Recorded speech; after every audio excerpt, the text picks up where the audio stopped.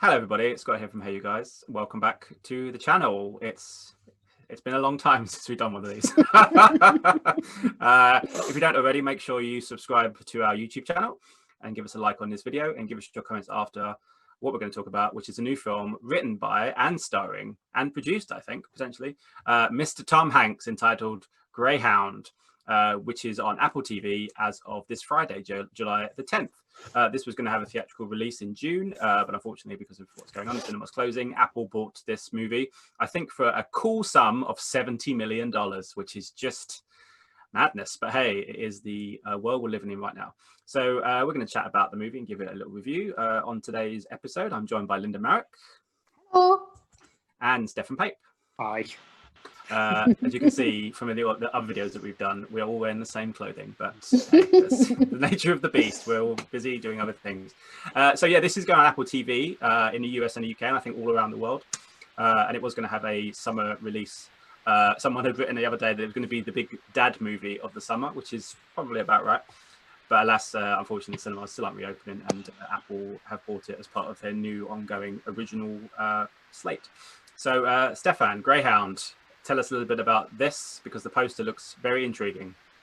Yeah, so Tom Hanks plays Captain Krauser. Krauser, is that how you say it? I think it's Kraus, yeah. Kraus. I think people just call him Captain during the film, so I don't. And it's set in the Second World War, and it's a big nautical kind of thriller, all set out on sea, where he leads a big convoy who's being hunted down by a collective of Nazi U-boats, and that's pretty much it. The narrative is as simple as that, really. But well, I usually let Linda start off with her opinion, then I just copy it. So, well, the good thing with this movie, and I think we'll talk about this in the next few minutes as we go, but the incisiveness of it is quite good, and the fact that it's literally about 80 minutes long. But you'll see what we mean when you see the movie. So, Linda, I mean, Tom Hanks, I mean, he is cinema's greatest actor for many people, and he has this ability to be these great leaders, whether it's things like Woody in Toy Story, whether it's Saving Private Ryan. All through his career, he's played these real kind of these guys that you would follow into battle. Not to sound too cheesy with this movie, but he is the sort of guy, and the way that he comes across. As for me watching it, I was like, I would follow Tom Hanks into this battle and everything else. So, what did you make of the movie? And also, what did you think about watching it on the small screen, given that this was, especially Tom Hanks has mentioned, even though it's going to Apple TV, slightly disappointed that it's not going on the big screen, but obviously it's kind of out of everyone's hands at the moment. Yeah, I mean, as you say, you'd follow him everywhere. He's leadership with a heart, and he's America's dad. You know, there is nothing wrong with Tom Hanks. I mean, his performance here is as good as any other performance. Unfortunately, I have to say that this film needs to be seen on a big screen.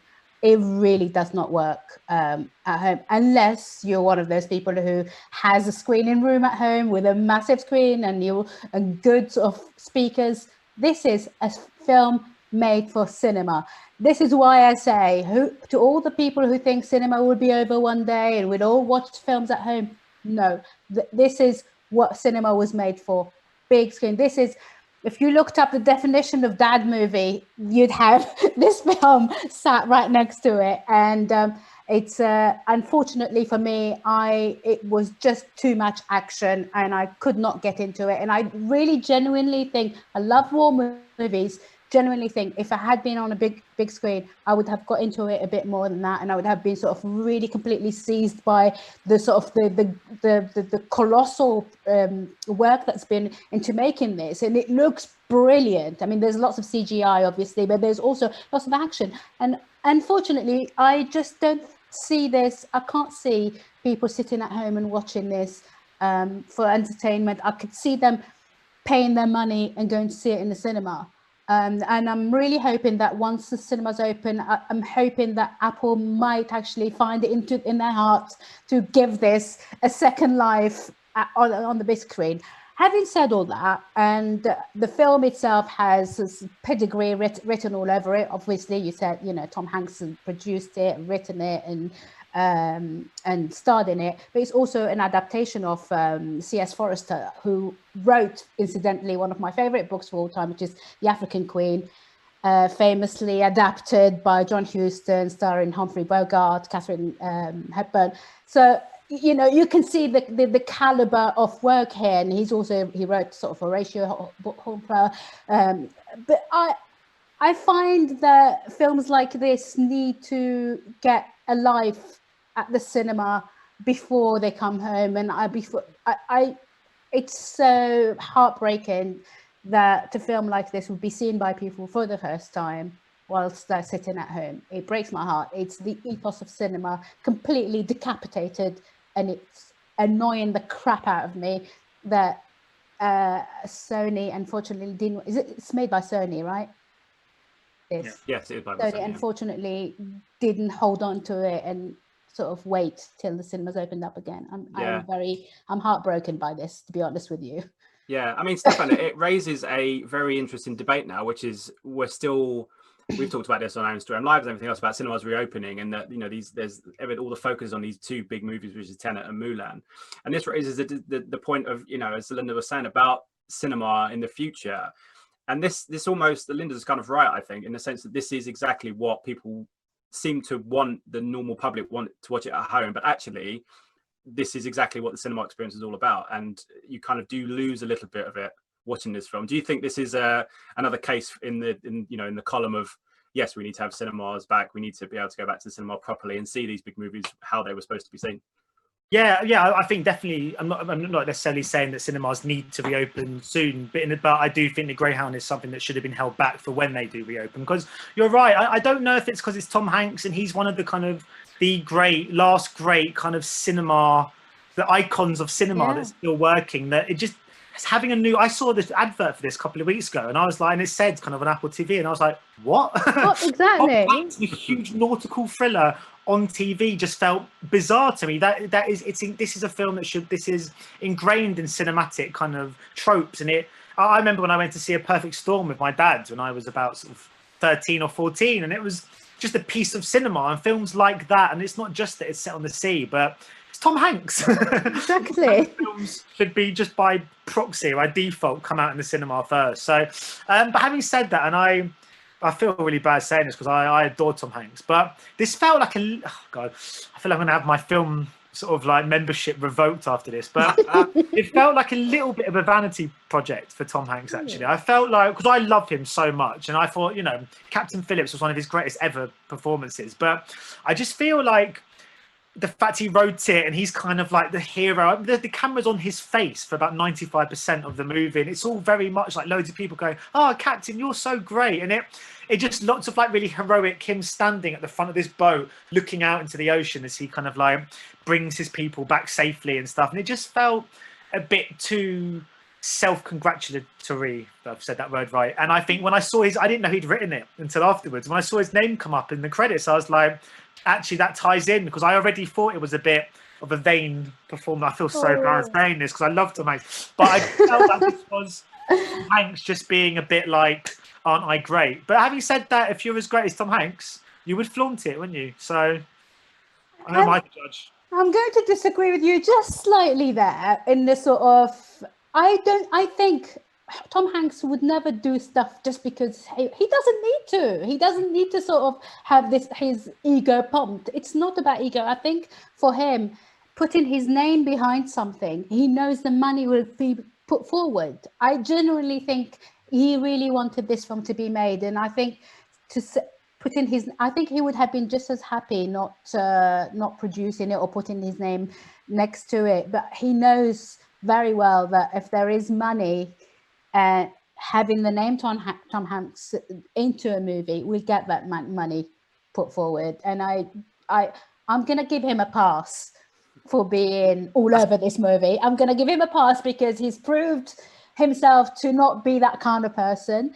But at the same time, all of those things. But I am going to give him a pass because he's Tom Hanks. You know, he's our dad.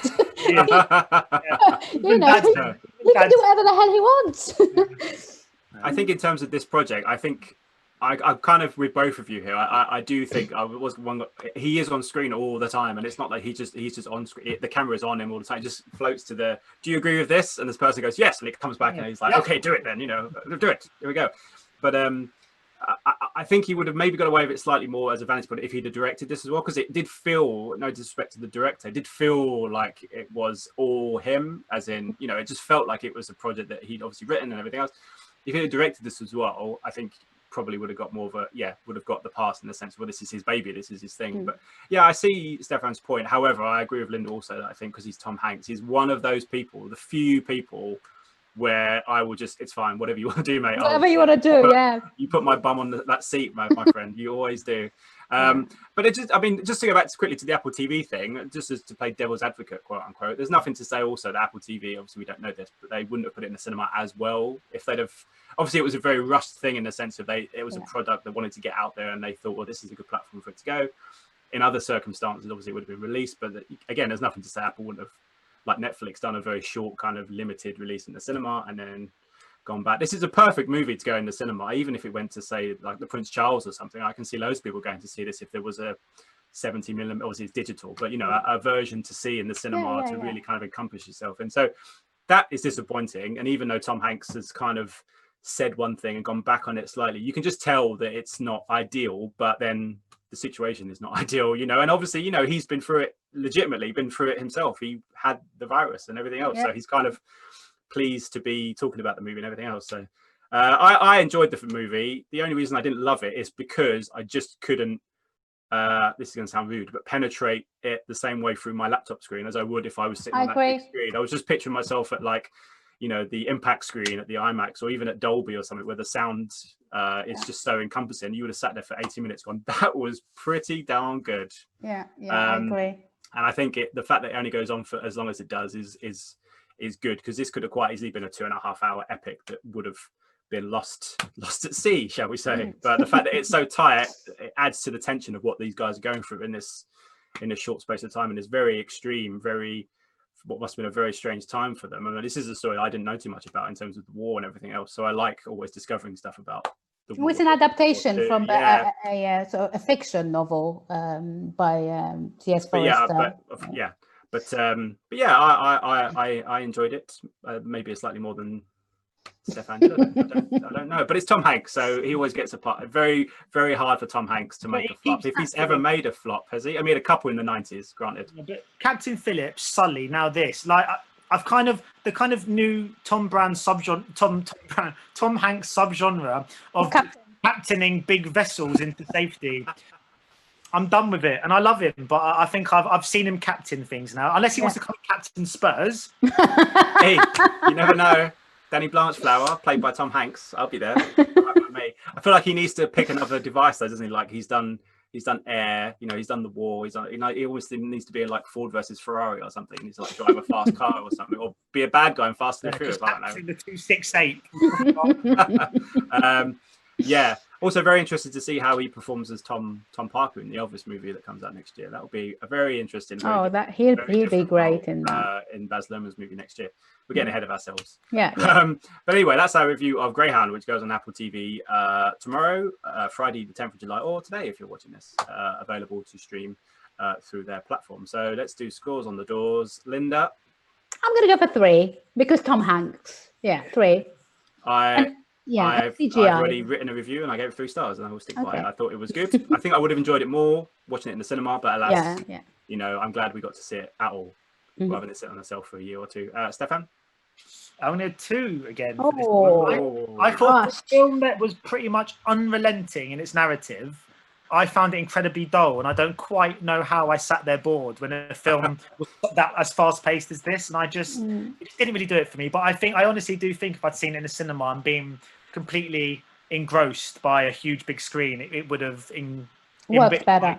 Yeah, definitely. But unfortunately, my experience of it was a 2-star one. Sorry, Tom. Sorry, I know you're watching. Hey, he's watching, but he very rarely rates duds, does he? Like proper stinkers. So we'll give him a pass on this one. So that's our review of Greyhound. Thank you for tuning in. Make sure you give this video a little like and give us a subscribe on our YouTube channel. And give us your comments below whether you agree or disagree with us when you've seen the film. And also head over to HeyUGuys.com for all of your film, TV needs, interviews, reviews, features, everything else over there going up all the time. Until next time, which will be very soon, we'll see you soon. Bye-bye. Bye. Ladies and gentlemen, you're watching Hey, you guys! Hey, you guys, huh? Hey, you guys. Is that from the Goonies? It is indeed, yeah. Nice. Hey, you guys!